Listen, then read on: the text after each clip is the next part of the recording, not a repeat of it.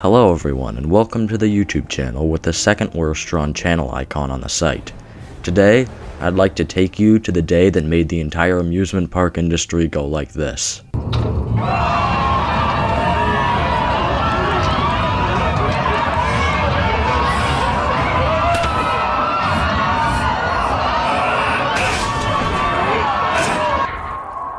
That day was July 19th, 2013. First, at the amusement resort Cedar Point, the log flume ride Shoot the Rapids had one of its boats flip over at the bottom of one of its lift hills, causing some guests to be injured. Thankfully, no major deaths or injuries took place. That can't be said for what happened at the New Texas Giant at Six Flags Over Texas in Arlington. A larger woman asked for help with her lap bar to be pulled down more, but the ride operator said she was fine. The woman was right about her lap bar not being close enough to her person, as she flew out from under it during the first major drop of the ride, and she unfortunately died. But these two accidents, one major and one minor, weren't enough. A little film by CNN and Magnolia Pictures was released. Maybe you've heard of it? It's titled Blackfish. Blackfish became hugely successful and put SeaWorld's reputation down the tubes. SeaWorld has been trying for over 7 years now to repair their reputation, but to little avail. Today, I'd like to show you how and why SeaWorld has failed as bringing people back to their 5 major amusement parks, and how they can't stick to a plan or a strategy. This is why SeaWorld still can't recover.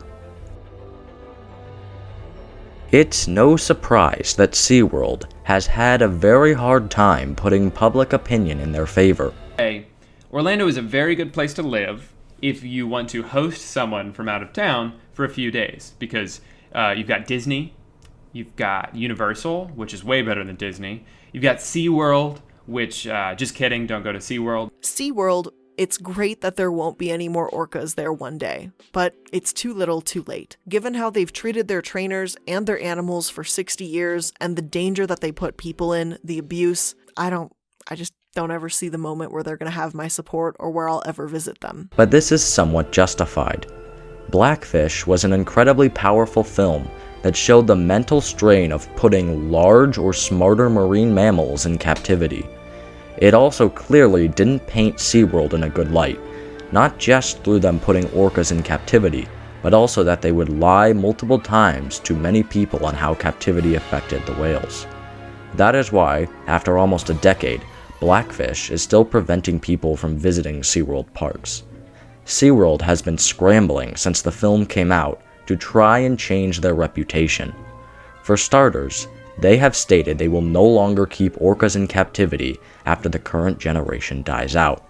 While that's all fine and good, they have stated no plans to release other smart mammals like dolphins or sea lions. I find it interesting that the documentary that is older than Blackfish, The Cove, showing where captive dolphins came from, has somehow not convinced SeaWorld to stop keeping those animals as well. Them not keeping orcas also doesn't defend the fact they still keep plenty of animals in captivity besides orcas for profit. At least the San Diego Zoo, which is only about 20 minutes away from SeaWorld San Diego, works as a conservational place for wildlife first, and a for-profit business second. While SeaWorld does have an extensive rescue program, the kept animals are not for education or conservation, but amusement. It seems at SeaWorld that even the unintelligent animals don't want to be there. This was the problem immediately after Blackfish that SeaWorld attempted but failed to fix. But as I said before, it's been a little more than 7 years since Blackfish, and yet SeaWorld is still struggling hard. Why? The reason is most likely a lack of a consistent plan.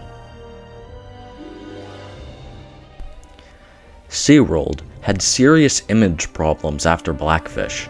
Shamu was their whole image before, and now they won't even promote the fact that they have orcas. So how does SeaWorld try to remedy this? They look to 2 other parks they own, Busch Gardens Tampa and Busch Gardens Williamsburg. Both of these parks had rides, mainly coasters, as their entire identity. So SeaWorld thought that might be a great way to bring people out to our parks. Now, I will state that most of the parks SeaWorld owned did have a few rides before Blackfish. However, the number of rides has significantly increased in each park since the film's release.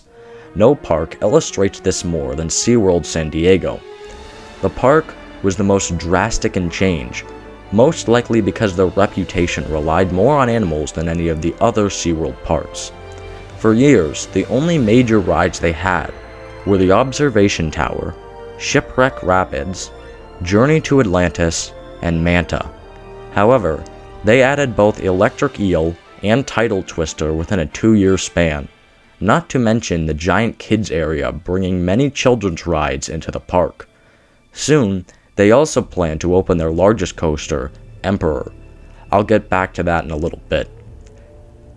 I mentioned Electric Eel, which is a model of ride called a Skyrocket 2.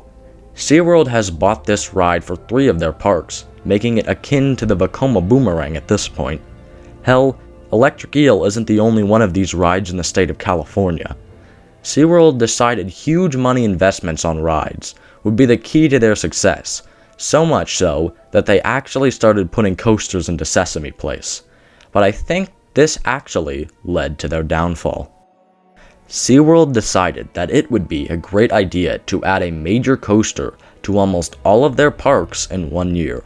Iron Gwazi, Texas Stingray, Emperor, Pantheon, and Icebreaker were all set to open in the same year. What year did they choose? 2020. I don't need to be the one to tell you that 2020 was not kind to businesses, especially entertainment. Only one of the rides I stated, Texas Stingray, opened in 2020, in February. Because of the indefinite closure of all of their parks, SeaWorld was unable to open the new rides. This led to them not paying the companies who built these new coasters millions. Now, I know what a lot of you are probably thinking, but Fearsters, no one knew how bad 2020 was going to be, especially not SeaWorld. While I do agree, I also think that it's incredibly stupid business practice to open that many major investments in a single year. If they had spread out all of these coasters in a span of 3 to 4 years, from say 2017 to 2021, they not only would have had them open in their scheduled years, but also had enough money to actually pay their contractors. Now, while the business practice of opening multi-million-dollar investments in a 12-month span is not a smart long-term goal, at least it gives your company a sense of identity. But I'm not sure they have that anymore. You see, SeaWorld not too long ago announced they were building a park in Abu Dhabi in the UAE. Unlike what their old plan suggested, the Abu Dhabi park is apparently going to be focused on animals. This makes absolutely no sense whatsoever. I understand that maybe animal captivity isn't as big a deal in the UAE, or maybe Blackfish and the Cove weren't hits over there like they were in the US. But considering the fact the UAE is one of the most technologically advanced countries in the world, it makes no sense why SeaWorld would choose the more primitive form of entertainment. Even if the issue of animal rights weren't a concern to the people in the UAE, animal captivity is certainly less technologically advanced than rides.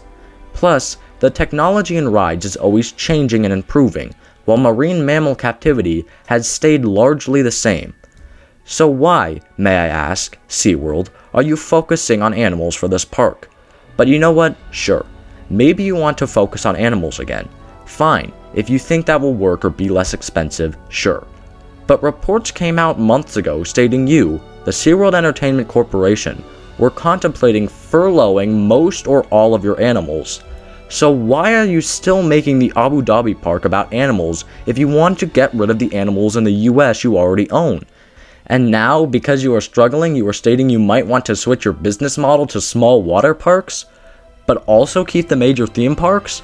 If we're talking about questionable business decisions, changing your business's focus while you are struggling more than any other theme park chain right now in the middle of a global pandemic has to be one of the dumbest.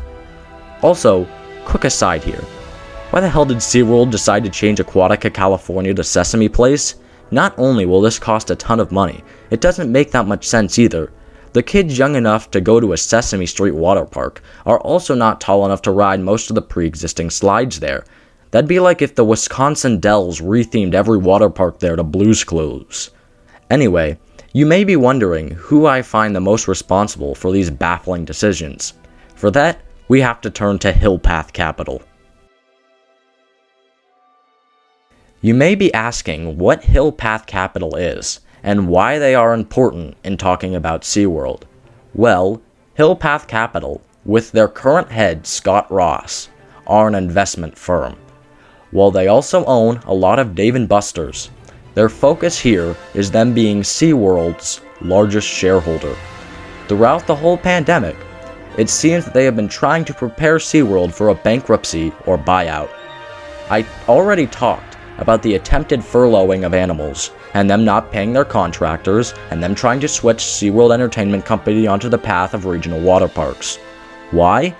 It seems they are trying to get a return on their investment for SeaWorld. This is because they are not seeing results from SeaWorld. But I mean, of course you aren't. This is not only the middle of a pandemic, but the theme park chain you own is one with the lowest public reputation and most media scrutiny. How you would expect to see results, I don't know. But it seems that if Hillpath Capital gets an offer for any SeaWorld property, they will sell. None of SeaWorld's management is happy with Hillpath. SeaWorld has gone through 5 CEOs in a matter of months. But I don't want to see SeaWorld close. Despite my hostility and negative intentions toward the recent decisions of the SeaWorld chain, I don't want them to close. Yes, I don't think that they should be keeping large marine mammals, but other than that, these are fine parks. Every time I've been to a SeaWorld park, I just don't go to the animal shows and instead ride the coasters and other large rides. The parks always have a great soundtrack and fantastic landscaping. At the end of the day, it's still a ton of fun. I even think the people who made Blackfish agree with me in not wanting SeaWorld to necessarily go under. In an interview with the director that was a special featurette on the DVD release, she stated she didn't want SeaWorld to close just for them to stop keeping animals. And I agree. Even though I thought it was dumb from a business standpoint, morally, I was happy when I heard SeaWorld was contemplating furloughing their animals. But the way Hillpath constantly flip-flops on decisions while keeping an iron grip on the company, I really don't think that the decisions we hear about are ever concrete. I read multiple articles by analysts in the Orlando-Tampa area saying it's possible that Merlin, the company that owns Alton Towers and Legoland, might be an option to buy the 2 Busch Gardens parks. And frankly, I think that would be great.